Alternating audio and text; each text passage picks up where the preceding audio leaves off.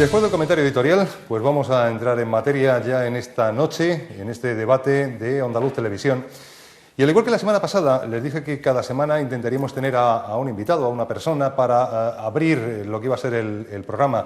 Y optamos por el gerente del comedor social. En ese primer programa, pues tómelo como un gesto que quisimos tener pues con esa gente que trabaja y que tanto está haciendo por ese comedor social que, ¿quién lo iba a decir hace unos años? Que iba a hacer falta tener uno en Estepona y que sirva más de 200 comidas diarias. Bueno, pues quisimos empezar por ahí. Y hoy, aprovechando la presencia que ayer hubo en Estepona de un parlamentario de Izquierda Unida por Málaga, pues dijimos, bueno, ¿y por qué no le invitamos a que venga? Y nos ha acompañado, porque no todos los días tiene uno la suerte de tener a un diputado del Congreso de los Diputados de Madrid aquí entre nosotros. Y además es un hombre especialmente conocido. Yo no sé si será de los miembros de esa Cámara más mediático, seguramente por un montón de condicionantes, entre otras cosas el de su edad. Pero bueno, el caso es que está ahí, está haciendo su trabajo, está haciendo su papel y además fue elegido por Málaga por la candidatura de Izquierda Unida. Alberto Garzón, buenas noches. Hola, muy buenas noches. Un placer, de verdad. Nada, muchas gracias. Para mí es un placer participar aquí y en cualquier sitio donde se me invite. Porque, ya digo, no todos los días tiene una posibilidad de contar con un diputado nacional, que esto forma parte de su trabajo también, que esto es algo que mucha gente no lo sabe, ¿no? Que les toca dar cuenta de su gestión en la provincia de donde han salido elegidos y en el resto de España, evidentemente. Sí, de hecho yo creo que es más importante. Un diputado no está solo para hacer labores parlamentarias que sean burocráticas, sino que lo más importante es que tiene que estar al lado donde está la gente, especialmente la gente que ha participado en su elección y que es su representante. Por eso, tanto las entrevistas como las conferencias como las de ayer, como cualquier otra reunión con colectivos, yo le otorgo un carácter prioritario por encima de cualquier otro elemento puramente burocrático. Hay que conocer la calle para poder trasladar iniciativas que vayan en consonancia con lo que la gente está demandando. Si no, se desconecta el Congreso de la calle y ahí tenemos un serio problema en la democracia. Alberto Garzón está empeñado en que hay solución a la crisis. A mí me gustaría creérmelo. Sí, no, bueno, la verdad es que todos queremos creerlo, pero la verdad es que también es que existe. Existe y además ha existido. Afortunadamente tenemos la historia reciente y más larga trayectoria de España y de todo lo que es Europa, que ha sufrido muchas crisis y tarde o temprano hemos conseguido levantarnos. La cuestión es que salir de la crisis, en términos económicos, es una mera cuestión contable. Lo importante es cómo salimos de la crisis, porque hay algunos que ya han salido de la crisis, por ejemplo el señor Botín o cualquier banquero que ya tiene beneficios y está volviendo a tener un nivel de actividad económica parecida a los años anteriores del 2007 y sin embargo, como usted decía, en la propia Estepona lo que estamos viendo es miseria, urgencia social, estamos viendo un hervidero social, hemos visto recientemente lo que ocurría en Burgos, todo eso está relacionado y eso es gente que no sale de la crisis y me parece a mí, y es mi opinión, que el gobierno está aplicando políticas que permiten salir de la crisis a unos pocos mientras mantienen en una crisis estructural a la mayoría de la población. Pero por eso es importante hacer pedagogía y explicar que hay salida, otra salida de la crisis, tanto a nivel político como económico, porque no es solo una cuestión de hambre, miseria, salarios, sino que también es una cuestión de democracia, de a quién están representando esas personas que están en el Congreso de los Diputados si no es a la mayoría de la gente. Es una pregunta que yo creo que nos hacemos todos.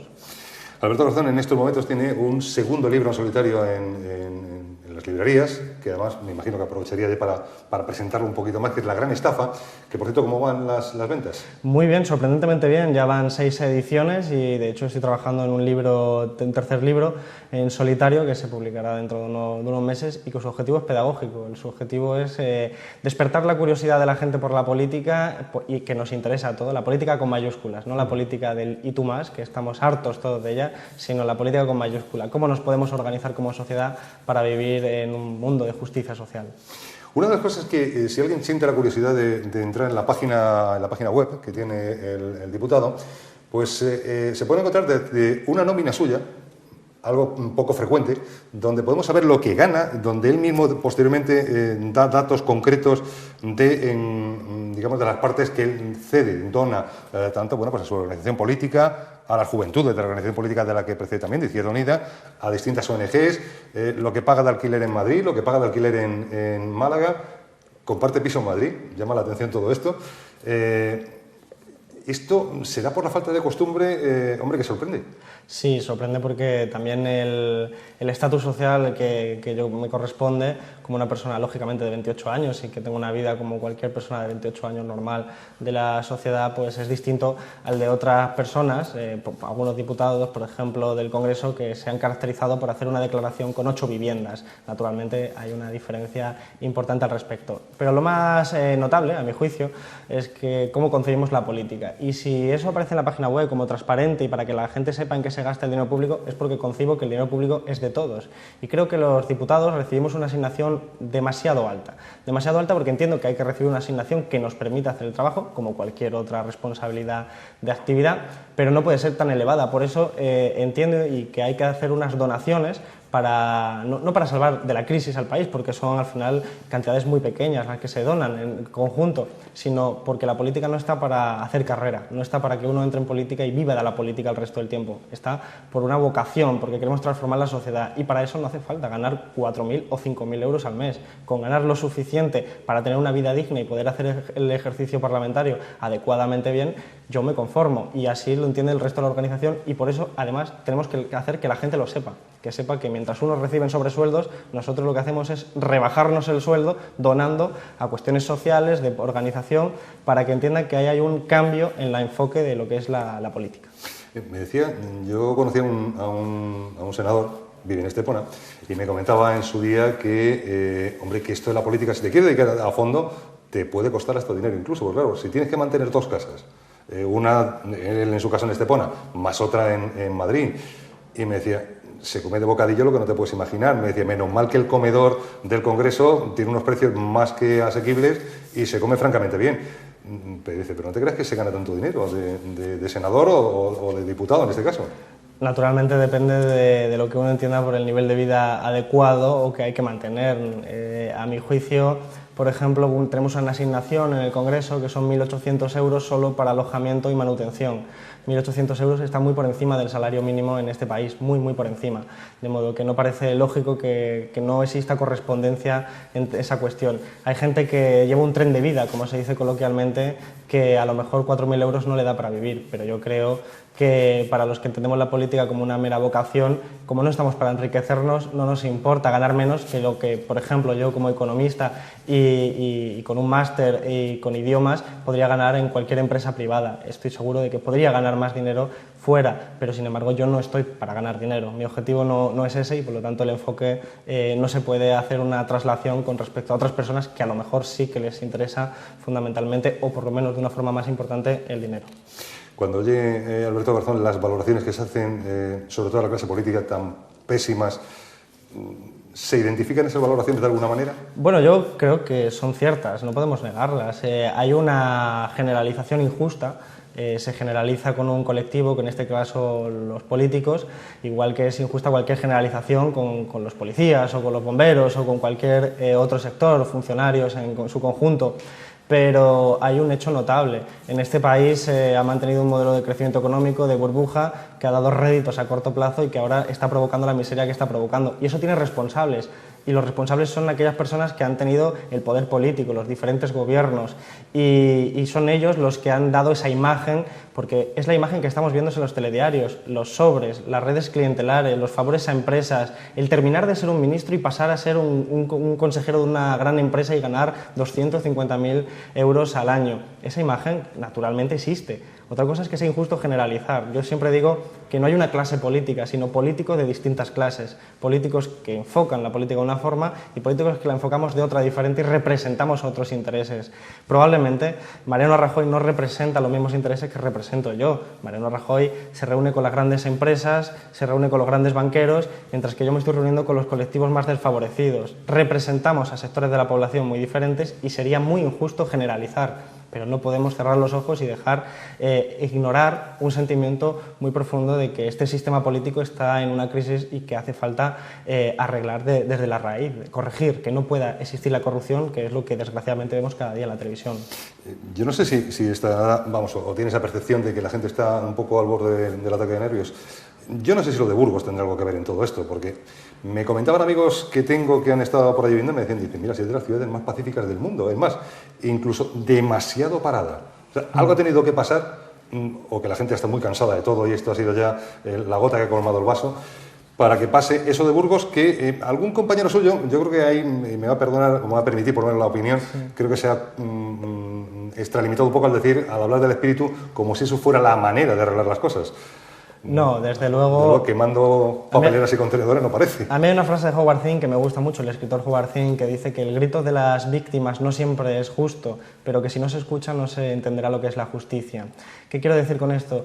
Yo creo que estamos ante el pico del iceberg, estamos viendo lo que es algo que ha emergido, pero que lleva acumulándose mucho tiempo. No podemos entenderlo solamente, lo de Burgos, por ejemplo, como una mera cuestión de por qué esta calle por aquí o no por allá, sino que algo que se ha acumulado frustración, el paro, la bajada de los salarios de aquellos que todavía tienen trabajo, la pérdida de las pensiones, el incremento de la edad de jubilación de la gente, la falta de acceso a la vivienda, la incapacidad de pagar los suministros, todo eso va mermando la confianza y la esperanza de la gente. Y llega un momento en el que sale, se canaliza. Desgraciadamente, si no hay forma de canalizarlo políticamente y pacíficamente, como hemos visto que desgraciadamente ha ocurrido en Burgos, donde, por ejemplo, llevan meses protestando pacíficamente y se les está ignorando, el error es de estas personas que no han querido dialogar con la gente, que les han empujado a tomar acciones incomprensibles hace mucho tiempo, probablemente, y que ahora nos resultan muy chocantes, como ver a personas de 70 años lanzar piedras contra las sucursales de las entidades bancarias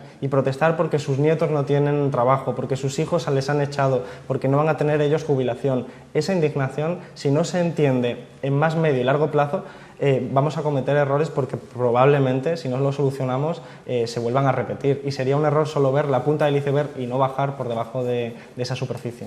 Me imagino corriente de lo que está pasando en Málaga capital, sin ir más lejos, con lo del agua ahora mismo, donde, bueno, pues por una cuestión que nadie consigue saber qué es lo que ha pasado de verdad, la realidad es que pensionistas, sobre todo, son los que más están pagando una subida encubierta del agua. Efectivamente, y está ocurriendo con el agua y está ocurriendo con la energía, y lo hemos visto también recientemente, ya no solo en Málaga, sino en el conjunto del Estado.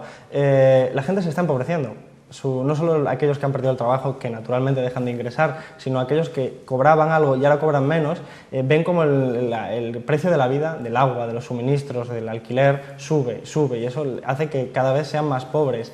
Y el problema es que esa es la estrategia del gobierno. La estrategia del gobierno pasa por empobrecer a la mayoría de la población porque, según Eros, en términos de economía, se gana competitividad, porque tenemos trabajadores más baratos que pueden competir con trabajadores, por ejemplo, de China.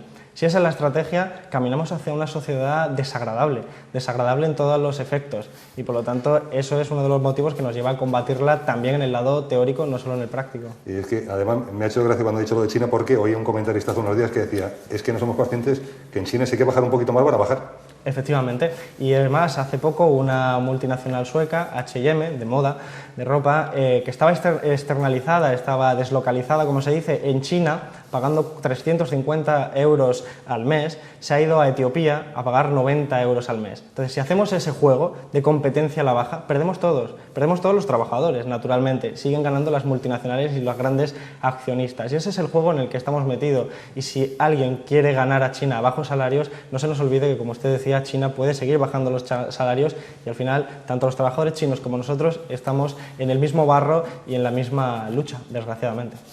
Aunque le imagino que el AVE lo tiene ya más que conocido, el Málaga-Madrid, pero ¿cómo se ve desde Madrid, Málaga y Andalucía en general y Málaga en particular?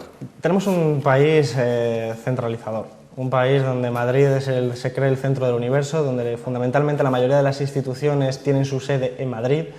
Sería raro ver, por ejemplo, que una sede reguladora como la Comisión Nacional del Mercado de la Competencia o la Comisión Nacional del Mercado de Valores estuviera en Málaga. ¿Por qué no? ¿Por qué no podría estar? Pues prácticamente todo está en Madrid. Entonces todo lo ve la gente que se ha habituado a vivir en esa burbuja política de Madrid, ve el alrededor de Madrid como la periferia, como algo que incluso a efectos de comunicaciones, ya que usted lo mencionaba, incluso todo tiene que pasar por Madrid, el AVE tiene que pasar todo por Madrid. Si uno quiere ir de Málaga a Oviedo, tiene que pasar por Madrid. Si uno quiere ir de Málaga a La Rioja, tiene que pasar por Madrid. O si quiere ir incluso a Murcia, prácticamente lo más eficiente es pasar por Madrid. Y eso es una verdadera resultado de una concepción del Estado muy centralista, muy dirigida desde Madrid.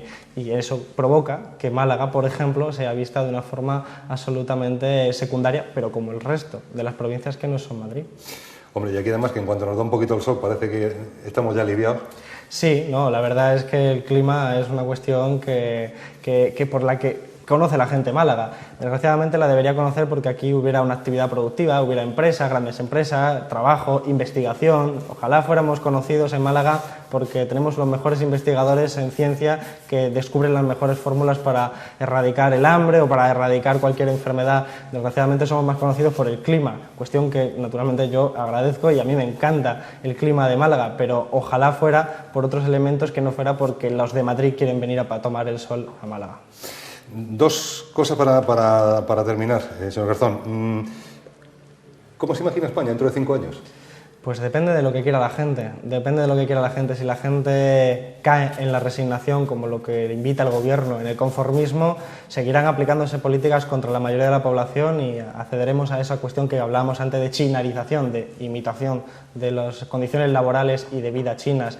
Si conseguimos, en cambio, emanciparnos en el sentido clásico de la palabra, si conseguimos pensar que nuestros problemas no son individuales, sino colectivos, y que, por ejemplo, en Málaga el otro día, en Nochebuena, que había más de 2.500 personas pidiendo un bocadillo para poder alimentarse a una asociación benéfica, que no es del Estado, sino benéfica y solidaria, si consiguiéramos hacer que esas 2.500 personas, 3.000 y muchas más de miles de personas que sufren y sufrimos la crisis, nos organizásemos y mirásemos por el bien común, creo que las cosas serían distintas. Y hay muchas formas de hacerlo, participando políticamente en las elecciones o participando en asociaciones de vecinos que reclamen sus derechos y que luchen. Yo creo que lo importante es cambiar esa concepción colectiva, es decir, pasar de la visión individualista de es mi problema y yo me lo tengo que solucionar sea como sea, a una visión colectiva de es nuestro problema, vamos a ver quiénes nos están robando y vamos a quitarle la opción de que lo sigan haciendo. Entonces, la respuesta, como no es una cuestión matemática, depende de lo que quiera la gente y espero que la gente quiera tomar vía por esa segunda opción. Y la segunda, aprovechando el cartel y el tirón que tiene, ¿no se ha planteado venirse para abajo otra vez? Bueno, yo sigo viviendo en Málaga, realmente, Me he entendido la pregunta. Sí, perfectamente, bueno. Por eso continúo, yo siempre respondo todas las preguntas, no hay duda.